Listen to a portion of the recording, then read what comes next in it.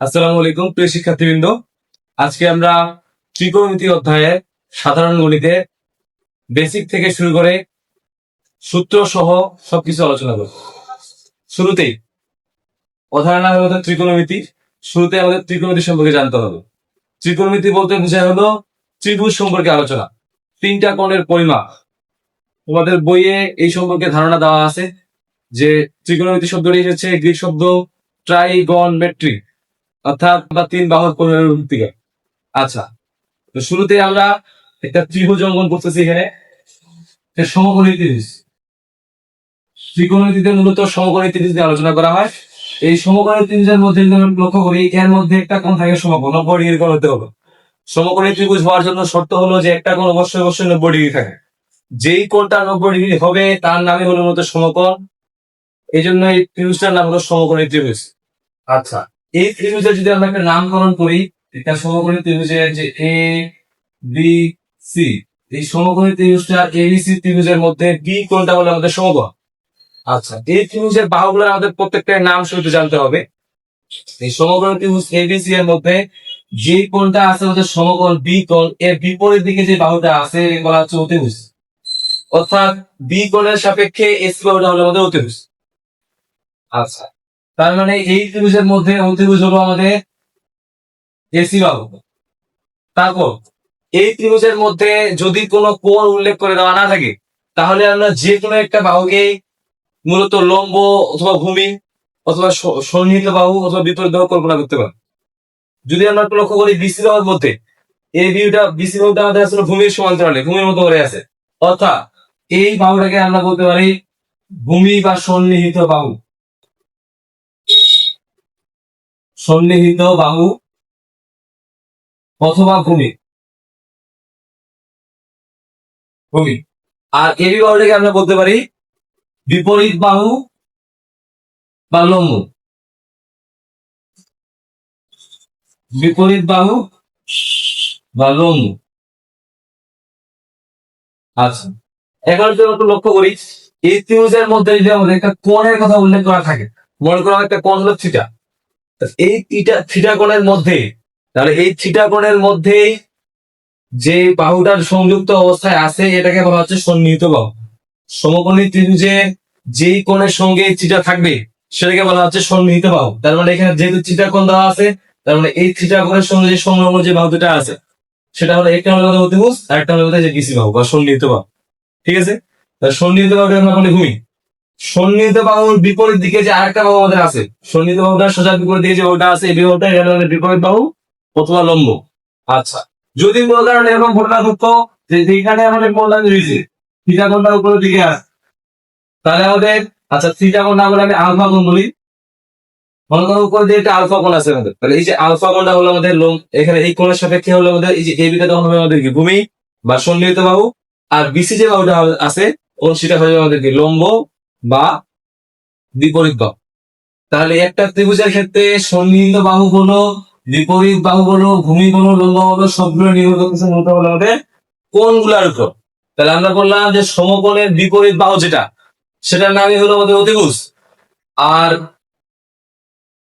অন্তর্ভুক্ত যে কোণ আছে বাহুদের অন্তর্ভুক্ত কোণ, সেটা যদি আমাদের বিসি অংশের সঙ্গে থাকে তাহলে এটা হলো আমাদের ভূমি আর এইটা হলো আমাদের লম্ব। আর যদি আমরা দেখি যে না, সন্নিহিত বা বিবাহ পথে যে অন্তর্ভুক্ত কোণটা সেটা আছে আমাদের হলো এই যে আলফা কোণটা হলো আমাদের সন্নিহিত কোণ, তাহলে আমাদের এই সন্নিহিত বাহুটা হবে আমাদের এবি বা ভূমিটা হবে আমাদের এবি। এই কোণের সাপেক্ষে লম্ব হবে আমাদের বিসি। আচ্ছা, তাহলে আমরা এখন এই ত্রিভুজটা সম্পর্কে ধারণা নিলাম। এখন যেরকম ঘটনা ঘটতো আমাদের যে ত্রিভুজটা এইভাবে না দিয়ে এইভাবে দিয়েছি, এই ত্রিভুজটার নাম আমি বললাম যে ডিইএফ। ডিইএফ একটা ত্রিভুজ। এই ত্রিভুজের মধ্যে এই একটা কোণের কথা বলা আছে 90 ডিগ্রি বা 100 কোণ। এখন এটাও অনেকে হয়তো বুঝতে পারবে না যে একটা ত্রিভুজের মধ্যে একটা 90 ডিগ্রি কোণ আমরা সহজেই কিভাবে চিনতে পারবো। যদি আমরা লক্ষ্য করি এর মধ্যে একটি স্কয়ার কোণ আছে, চার কোণ আকার একটা কোণ দেওয়া আছে, তাহলে সহজেই বুঝতে পারবো যে এই কোণটা হলো একটা সমকোণ। তার মানে এইখানে যেহেতু আমাদের 90 ডিগ্রি কোণ ছিল বা সমকোণ ছিল, এইখানেও কিন্তু একটা সমকোণ আছে। তার মানে এই ত্রিভুজটা একটা সমকোণী ত্রিভুজ। তার ভাইয়া তুমি একটু আমাকে বলো তো যে এই ত্রিভুজের মধ্যে এখন লম্ব কোনটা, ভূমি কোনটা আর অতিভুজ কোনটা? তাহলে আমি একটু আগে তোমাদেরকে বললাম যে লম্ব হলো মানে একটু আগে তোমাদেরকে আমি বললাম যে অতিভুজ হওয়ার জন্য শর্ত হলো সমকোণের বিপরীত বাহুকে বলা হয় অতিভুজ। তাহলে এখানে সমকোণটা আমাদের এইটা, এই যে ডি কোণটা আমাদের সমকোণ, এর সোজা বিপরীত দিকে বাহুটা আছে আমাদের যে ই এর বাহুটা, এটা হলো এই ত্রিভুজের ক্ষেত্রে অতিভুজ। আর যদি আমি এখানে একটা কোণ বলতাম, এইখানে একটা কোণ বলছি আমি, এইখানে কোণটা নাম বললাম থিটা, তাহলে এই কোণের সাপেক্ষে এই ডিটা হবে আমাদের হলো বিপরীত বাহু, আর এই কোণটা যার সঙ্গে আছে ডি এর বাহুটা হবে আমাদের ভূমি বা সন্নিহিত বাহু।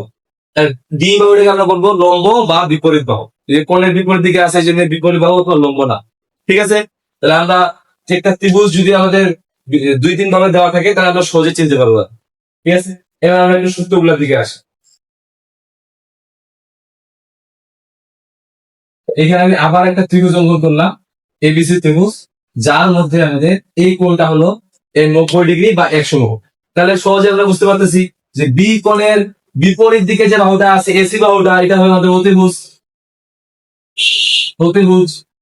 আচ্ছা, এখানে এবি যে বাহুটা আছে আমাদের, এটার মধ্যে যদি আমি একটা কোণ লক্ষ্য করি, এখানে একটা কোণ আমি বললাম থিটা, এই কোণের সাপেক্ষে আমাকে বলতে ভাইয়া তাহলে এই কোণ বাহুটার নাম কি হবে, একটু আগে তোমাদের বললাম এই বাহুটার নাম হবে আমাদের বিপরীত বাহু বা লম্ব। আমরা লম্ব বলতে পারি, তাহলে আমাদের অঙ্কগুলা করার ক্ষেত্রে সুবিধা মনে হতে পারে। আচ্ছা, আর এখানে যে আমি কোণটার কথা বললাম তোমাদের, এই যে থিটা কোণ, এই থিটা কোণের সঙ্গে যে বাহুটা আছে এটাকে আমরা সন্নিহিত বাহু অথবা ভূমি। ঠিক আছে, আমি বললাম তোমাদেরকে এটা ভূমি দিলে। এই ত্রিভুজটার উপর ভিত্তি করে মূলত ত্রিকোণমিতির সূত্রগুলো দাঁড়িয়ে আছে, ত্রিকোণমিতির অনুপাতের সূত্রগুলো। আচ্ছা, তাহলে শুরুতেই আমরা একটু একটা ছন্দ লিখবো। ছন্দটা কি, যে সাগরে লবণ আছে। তোমরা হয়তো অনেকে যেটা জানো, অথবা হয়তো অনেকে জানো না, সাগরে লবণ আছে। এখানে সাগরে বলতে হতে বোঝাচ্ছে হলো সাইন থিটা, থিটা কোণের সাথে মিলে আমরা হিসাব করি। তাহলে লবণটা আমাদের হচ্ছে হলো লম্ব, আর আছে হলো আমাদের অতিভুজ।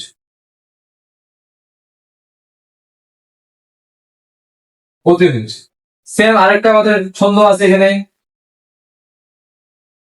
কবরে ভূত আছে। তাহলে কবরটা হলো আমাদের কোস থিটা, থিটা কোণের সাপেক্ষে বলতেছেন। ভূতটা হলো আমাদের ভূমি, আর সেটা হলো আমাদের অতিভুজ। এবং আরো একটি ছন্দ আমরা লিখতে পারি যে টেরা লম্বা ভূত। ভূতটা কিরকম ভাইয়া, টেরা লম্বা ভূত। তাহলে টেরা লম্বা ভূত।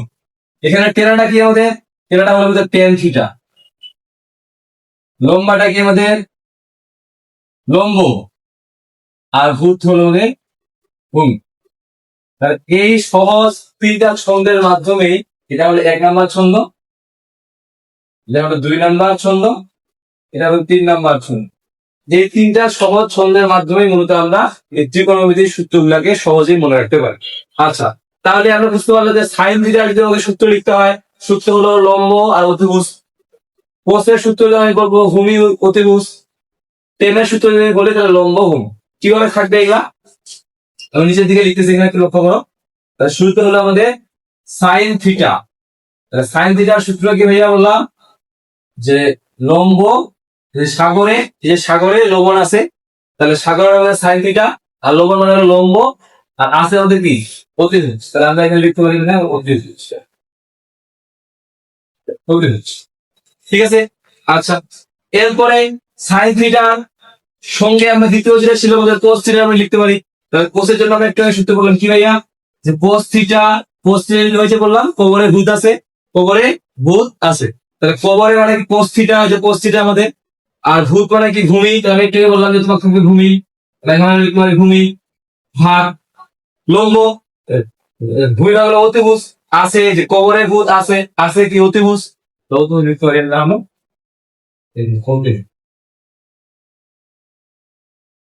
আমি পুরোটা লিখতেছি না, শুধু অতিরিক্ত মানে অতিভুজ বোঝার জন্য। আচ্ছা, এরপরে আমরা একটা সূত্র শিখলাম, সেটা হলো টেন থিটার সূত্র। তাহলে যদি দেখি এখানে tan theta, tan theta, theta কোণের সাপেক্ষে, এই যে থিটা কোণের সাপেক্ষে।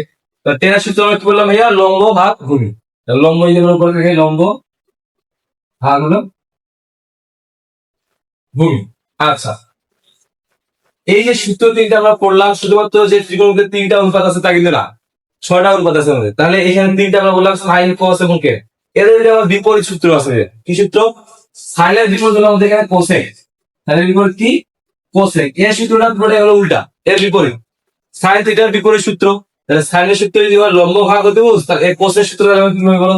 কোসেকের সূত্র, কোসেক থিটার সূত্রটা হবে আমাদের, যে কোসেক থিটার সূত্র হবে আমাদের হলো অতিভুজ, যে অতিভুজ ভাগ হলো লম্ব।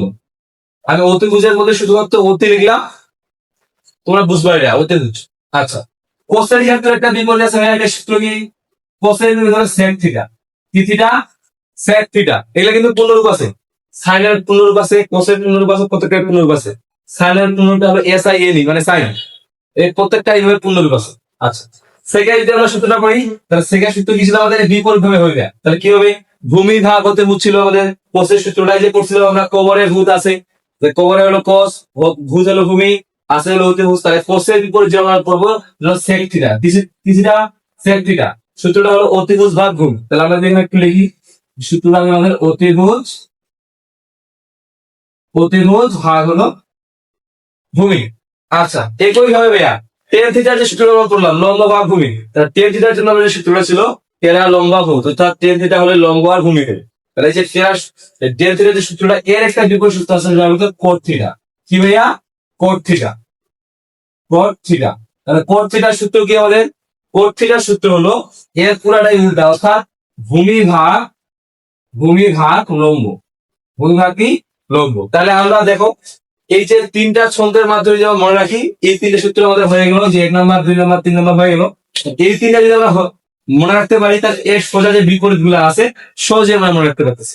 যদি আমরা সাইন মনে রাখি, আমাদের কোসেকটা হয়ে গেল উল্টাটা। যদি আমরা কোস মনে রাখি, তাহলে আমাদের উল্টাটা হয়ে গেল সেক থিটা। সেম নিয়মে টেনটা মনে রাখলে হয়ে গেল কোট থিটা। এই সহজে আমরা এইভাবে ত্রিকোণমিতির যে বাহুর অনুপাতের যে সূত্রগুলো আছে সেগুলো আমরা মনে রাখতে পারবো। এবার আমরা দেখবো যে অনুপাতের যে অন্যান্য যে সূত্রগুলো আছে সেগুলো কিভাবে আমরা বের করতে পারছি। একটু তুলে নাও তোমরা ভাইয়া, একটু তুলে নাও, তো কোথাও তোমরা স্ক্রিনশট নিয়ে রাখতে পারো, যাতে তোমাদের পরে তুলে নিতে সুবিধা হয়। আচ্ছা, তাহলে আমি পরের টপিকে দিয়ে চলে যাচ্ছি। এর আমার পরে যে সূত্রগুলো আছে সেগুলো আমরা দেখি। বুঝছো ভাইয়া? তাহলে বুঝতে অসুবিধা? আচ্ছা, তাহলে আমি দ্বিতীয় টপিকের দিকে চলে যাচ্ছি। এবার আমরা ত্রিকোণমিতির যে অনুপাতের যে সূত্রগুলো আছে সেগুলো আমরা শিখবো। তাহলে আমরা একটু আগে বললাম যে সাইন থিটার আমাদের সূত্র আছে, সাইন থিটা। তারপরে আমাদের হলো একটু আগে আমরা বললাম এখানে সাইনের বিপরীত কি ছিল ভাইয়া? Cosec theta. সাইনের যে সূত্র বসাবো, সূত্র হলো 1 ভাগ কোসেক থিটা। 1 ভাগ কি? Cosec theta. সেম কিন্তু যে আগের ত্রিভুজটা ছিল, এই যে আমাদের এবিসি ত্রিভুজ ছিল এখানে, এই এবিসি ত্রিভুজের থিটা কোণের সাপেক্ষে কিন্তু আমরা নির্ণয় করতে চাই, ঠিক আছে? একই ভাবে এর বিপরীতটা ছিল আমাদের কি ভাইয়া? Cosec theta. তাহলে কোসেকের সূত্র কি ছিল? উল্টাটা হবে এর। সাইন যদি হয় আমাদের 1 ভাগ কোসেক থিটা, তাহলে কোসেকের সূত্র তাহলে কি হবে আমাদের? 1 ভাগ সাইন থিটা, 1 ভাগ সাইন থিটা। একই ভাবে যদি আমরা দ্বিতীয় যে সূত্র ছিল আমাদের কোস থিটার সূত্রটা লিখতে চাই, তাহলে কোসের সূত্র আমাদের কি ছিল ভাইয়া? Sec theta. বিপরীতটা ছিল যে 1 ভাগ সেক থিটার সূত্র। তাহলে এর বিপরীতটা হবে আমাদের হলো যে সেক থিটার সূত্র হবে আমাদের 1 ভাগ কোস থিটা, 1 ভাগ কোস থিটা। এবার যদি আমরা চলে যাই টেন থিটার দিকে, টেন থিটার সূত্র কি ভাইয়া? 1 ভাগ কোট থিটা। আমরা একটু আগে দেখছিলাম যে টেন থিটার বিপরীত ছিল কোট থিটা। তাহলে একই ভাবে কোট থিটা, তার সূত্রটা কি হবে ভাইয়া? কোট থিটার সূত্র হলো 1 ভাগ টেন থিটা। এখন এইখানে একটা আছে আমাদের, এইখানে আমাদের আরো একটা সূত্র থাকে টেন থিটা। মনে করো সাপোজ এই যে sine theta, cosec theta, cos theta, sec theta, এরা মনে করো সিঙ্গেল মানুষ, এদের একটা করে মাত্র বুক, বিএস যে হবে কেবল এই যে একটা করে বুক। সাইনের সূত্র 1 ভাগ কোসেক, একটাই সূত্র। কোসের সূত্র 1 ভাগ সেক, একটাই সূত্র। সেম কোসের সূত্র 1 ভাগ সেক, একটাই সূত্র। সেকের সূত্র 1 ভাগ কোস। তাহলে লক্ষ্য করি আমরা এই যে চারটা সূত্র আমরা পড়লাম, প্রত্যেকটা একটা করে আছে, অর্থাৎ এদের মধ্যে যে, এদের মধ্যে যে সূত্র আছে একটা করে, আমি যদি বলি এদের ক্ষেত্রে একটা করে বউ আছে। আচ্ছা, তো এখন লক্ষ্য করতে ভাইয়া টেন থিটার সূত্র আমরা বললাম 1 ভাগ করছে, কিন্তু টেন থিটা ভাইয়া একটা বউ দিয়া পোষায় না। যে কি করছে যে আমার একটা বউ দিয়ে হবে না, সে আরেকটা বিয়ে করছে ভাইয়া। আরেকটা বিয়ে মানে কি? আরেকটা সূত্র, আরেকটা সূত্র হলো সাইন থিটা ভাগ কোস থিটা। আরেকটা সূত্র কি ভাইয়া? সাইন থিটা ভাগ কোস থিটা। তাহলে যখন এই ঘটনা ঘটলো তখন কোট থিটা বলতেছে তুই যদি দুটা বিয়ে করতে পারিস, আমি যদি তোর বিপরীত, তাহলে আমারও তাহলে দুইটা বউ লাগবে। তাহলে সে ভাইয়া সে কি করছে? সেও আরেকটা সূত্র পাইছে, কিভাবে? এর বিপরীত সূত্রটা, অর্থাৎ কোস থিটা ভাগ হলো সাইন থিটা। অর্থাৎ এ যা করে এর বিপরীতটা সে করে। যেমন আমরা জানি যে রাশিয়া যা করে তার বিরুদ্ধে হলো আমেরিকা, আমেরিকা যা করে তার উল্টা রাশিয়াটা করে। এই সেম ঘটনা এখানে, সাইনের সূত্র হলো 1/cos থিটা, এর বিপরীতে আলো এর মধ্যে ঘটতেছে কোসেক এর মধ্যে 1/2 sin থিটা। এবার যদি আমরা আসি কোস থিটার মধ্যে সূত্র 1/2 sec থিটা, sec থিটার মধ্যে সূত্র হলো 1/2 cos থিটা, উল্টা। টেনের ক্ষেত্রে সূত্র ছিল দুইটা, এই কোটের ক্ষেত্রে সে দুইটা সূত্র নিছি। ঠিক আছে ভাইয়া, তো এই হলো আমাদের অনুপাতের যে সূত্রগুলা। আমাদের আরো কিছু সূত্র আছে, এগুলো আমাদের মনে রাখতে হবে। তাহলে তোমরা এটার ক্ষেত্রে একটু তোমরা স্ক্রিনশট নিয়ে রাখতে পারো, অথবা তোমরা খাতার মধ্যে তুলে নিতে পারো। তাহলে আমাদের তোমাদের বইয়ের সূত্রগুলো দেওয়া আছে, তবে এরকম ভাবে দেওয়া আছে, তোমাদের আমি এখানে একসঙ্গে সবগুলো দিয়ে দেওয়া। আচ্ছা, এরপরে যদি আমরা তারপরের টপিকটা দিকে চলে যাই, আরো যদি আমাদের কিছু সূত্রগুলো আছে সেগুলো একটু দেখবো। দেখেন,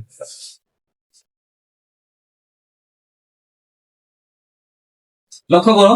তাহলে যদি আমরা এখানে বর্গ সম্পর্কিত সূত্রগুলো আছে সেগুলো দিয়ে যাই, বর্গ সম্পর্কিত, অর্থাৎ একটা আমাদের সূত্র আছে এরকম যে sine square theta plus cos square theta সূত্র হলো 1, এটা একটা আমাদের সূত্র আছে, এটা মেন সূত্র। তাহলে দেখো তো ভাইয়া, মনে করো তোমার প্রশ্নের মধ্যে কোথাও তুমি পাইছো যে sine square plus cos square, sine square plus cos square কোথাও পাইছো, তাহলে তুমি এর জায়গায় কি বসাইতে পারবে ভাইয়া?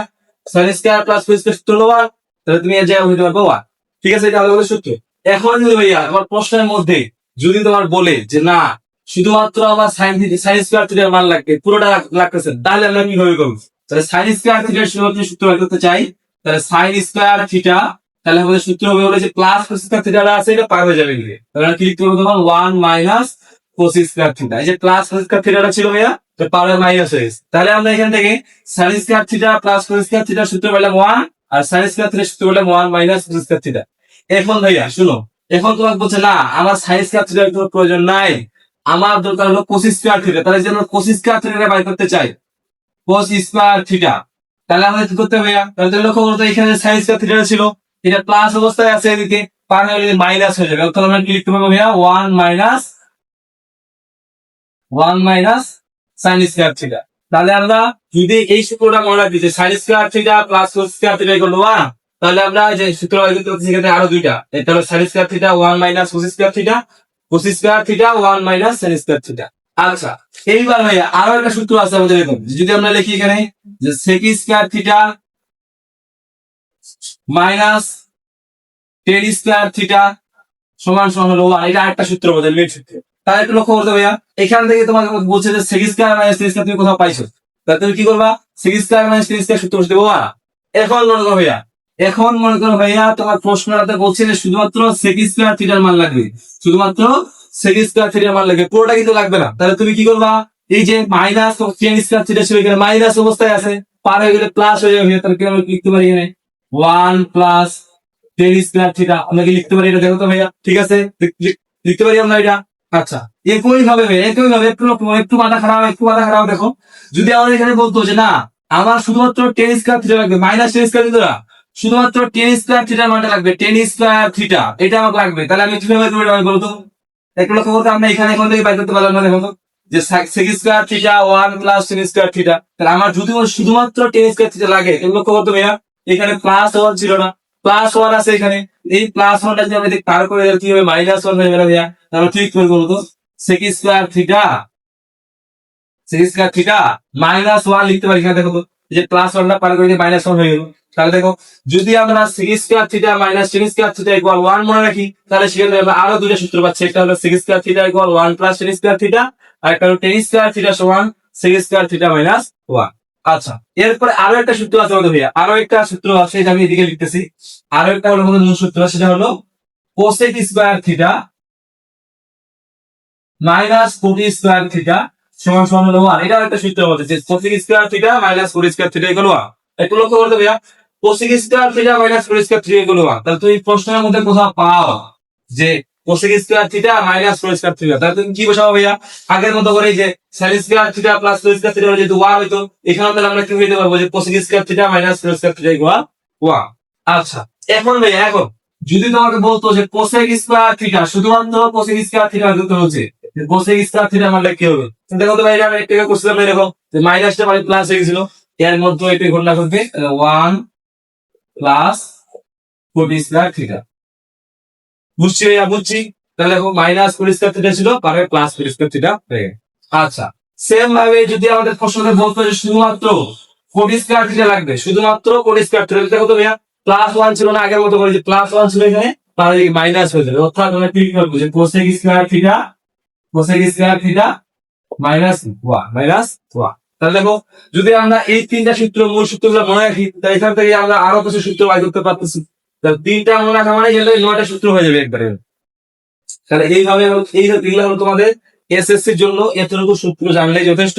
আরো কিছু সূত্র আছে তোমাদের হায়ার ম্যাথ বইয়ের মধ্যে, যেটা সাধারণ মানে তোমাদের এসএসসির হায়ার ম্যাথের মধ্যে আরো কিছু সূত্র আছে, অথবা তোমাদের হলো ইন্টারভিউ যখন তোমরা উঠবা, ওই হায়ার ম্যাথের মধ্যেও আমাদের কিছু গভীর সূত্র আছে। তবে এসএসসির জন্য এতটুকু করলে তোমাদের হয়ে যাবে, এতটুকু না তোমাদের অঙ্ক করার জন্য। আচ্ছা, এই অংশটা তোমরা একটু তুলে নিতে পারো, অথবা তোমরা স্ক্রিনশট নিয়ে রাখতে পারো। তারপর অংশের দিকে আমরা আসি, তারপরে অংশের দিকে দেখো। আচ্ছা, এইবার একটা আমরা লক্ষ্য করি, এরকম যে আমাদের প্রশ্নের মধ্যে থাকে যে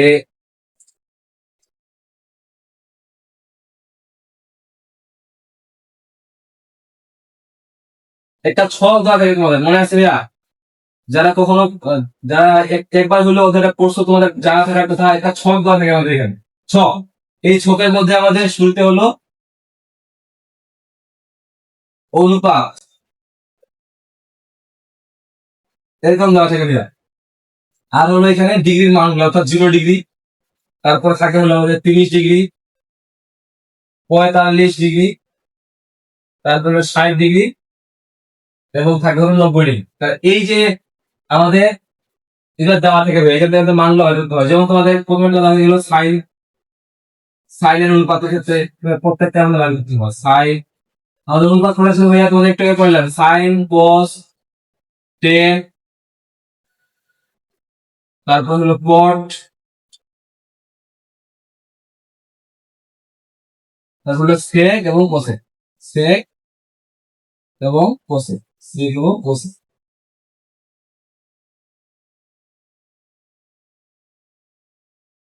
সেক এবং কোসেক। তাহলে যে কোসেক একটু লক্ষ্য করি আমরা, এখানে তোমাদের বইয়ের মধ্যে ছোটটা দেওয়া আছে, সেই বই থেকে তোমরা বার করতে পারবা, অথবা একটু লক্ষ্য করো আমি কিভাবে বলতেছি, সহজে আমরা কিভাবে মনে রাখতে পারবো। আমরা এখান থেকে এই যে 6টা অনুপাত আছে, তার মধ্যে আমরা 3টাকে মনে রাখবো। কয়টা? 3টাকে মনে রাখবো, সাইনটাকে মনে রাখবো, টেনটাকে মনে রাখবো, আর আমরা সেকটাকে মনে রাখবো। এই 3টাকে যদি আমরা মনে রাখবো, সাইন, টেন এবং সেক, আমাদের বাকি দিতে হয়। কিভাবে মনে রাখবো ভাইয়া? সাইনের ক্ষেত্রে 0 ডিগ্রি মান হলো 0। এখন শুনো ভাইয়া, অনেকে তুমি হয়তো অনলাইনে দেখবা বা বিভিন্ন জায়গায় দেখবা, বিভিন্ন টিচাররা অনেক ভাবে অনেক নিয়মে পড়ায়। আমি তোমাকে কোনো নিয়ম পড়াবো না ভাইয়া, তোমার প্রথম কাজ হলো তোমাকে এখান থেকে সাইনের অনুপাত মুখস্থ রাখতে হবে। কেন বলতেছি কথাটা, আমি যখন তুমি অনেকে ক্যালকুলেটর দিয়ে শিখায়, অথবা অনেকে হাতের 5টা আঙ্গুল দিয়ে শিখায়, বিভিন্ন জন বিভিন্ন ভাবে শিখায়, কতগুলো আমি নিয়মের দিকে যাবো না ভাইয়া। তুমি 3টা অনুপাত মুখস্থ রাখবা, এটা কত কঠিন না, সহজ। সাইন, টেন এবং সেক, এই 3টাকে আমরা মনে রাখবো, মুখস্থ রাখবো। তাহলে আমাদের কি হবে, এরপর আমরা সহজেই মনে রাখতে পারবো, এবং যখন আমরা উত্তর করতে যাবো সহজে আমাদের করতে পারবো। তাহলে লক্ষ্য করো, 0 ডিগ্রি, সাইন 0 ডিগ্রি মান হলো 0, সাইন 30 ডিগ্রি মানটা হলো 1/2, কত ভাইয়া? 1/2, 1/2। সাইন 45 ডিগ্রি মান, সাইন 45 ডিগ্রি মানটা হলো ভাইয়া 1/2, কত? 1/2। সাইন সাইন 60 ডিগ্রির যে মান, সাইন 60 ডিগ্রি মানটা ছিল আমাদের হলো √3/2। তারপরে সাইন 90 ডিগ্রি, সাইন 90 ডিগ্রি মানটা হলো আমাদের 1, সাইন 90 ডিগ্রি মানটা হলো 1। তাহলে কত ভাই, আমি বললাম তোমাকে শুধুমাত্র সাইনটাকে মনে রাখবো, আর কোসটাকে মনে রাখার দরকার নাই। আসলে কি মনে রাখার দরকার নাই? হ্যাঁ, আসলে মনে রাখার দরকার নাই। তুমি একটু লক্ষ্য করতে ভাইয়া, এই যে সাইনটা আমরা বললাম, সাইনের বিপরীত দিলে একটা কোস, সাইনের বিপরীত কি? কোস। তাহলে যদি আমরা সাইনের বিপরীতটা কোস পাই, তার মানে আমরা একটা বিপরীত মানে কি উল্টা হয়। তাহলে এখানে যে মানগুলো সবগুলো আমরা উল্টা করে লিখবো। তাহলে দেখো তো ভাইয়া, এখান থেকে শেষ কোথা থেকে হয়েছে 1 থেকে না, এখানে শেষটা এখানে আমাদের শুরু থেকে হবে। শেষটা মানে কি? শুরু। এখানে তাহলে শেষ মানে শুরু। তাহলে এখানে আমাদের মানটা পাচ্ছি আমরা এখানে যে 1, এই যে শেষের মান ছিল এখানে 1 পেলাম। তারপর দ্বিতীয় মানটা কি ছিল ভাইয়া? √3/2। তারপরটা আমাদের কত ছিল ভাইয়া?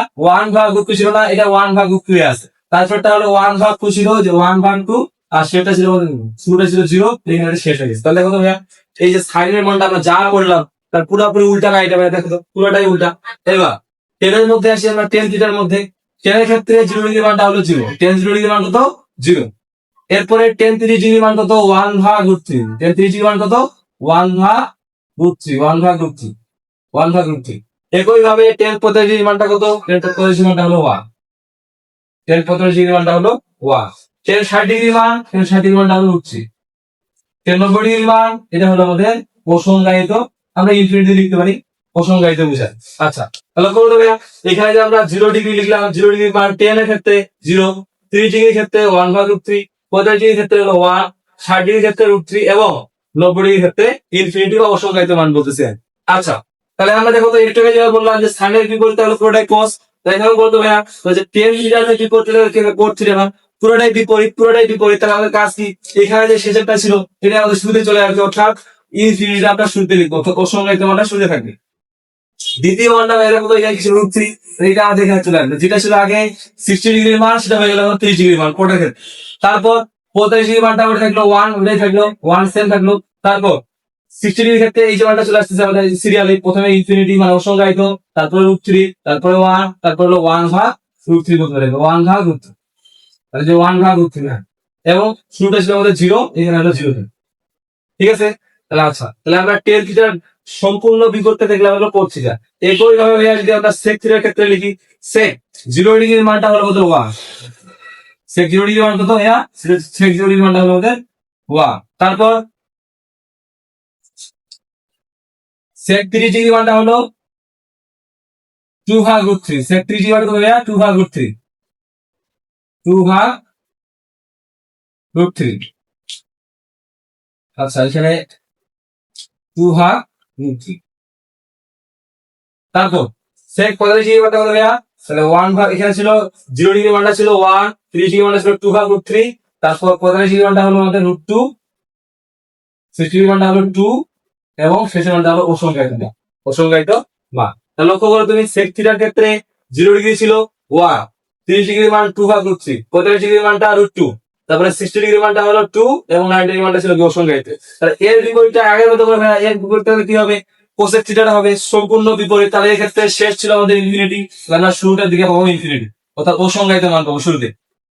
কোসেক 0 ডিগ্রি মানটা হলো অসংজ্ঞায়িত। এরপর ভাবে কোসেক 3 ডিগ্রি মানটা কত হবে উল্টাটা, ইনফিনিটির পরে আছে আমাদের হলো 2, এটা 2, তারপরটা হবে আমাদের √2, তারপরটা কত 2/√3, তারপরটা আমাদের শুরুটা ছিল আমাদের 1 করে দিলাম। এইভাবে ভাইয়া আমরা যদি তিনটা মানকে মনে রাখি, সাইন, টেন এবং সেক, এই তিনটা মানকে যদি আমরা মনে রাখতে পারি, তাহলে আমাদের সম্পূর্ণ সারণীটা বা সম্পূর্ণ ছকটা মনে রাখা অনেক সহজ হয়ে যায়। আচ্ছা, তোমরা তোমাদের বইয়েতে দেওয়াই আছে, ইচ্ছা করলে তোমরা এটা তুলে নিতে পারো খাতার মধ্যে, অথবা স্ক্রিনশট নিয়ে রাখতে পারো।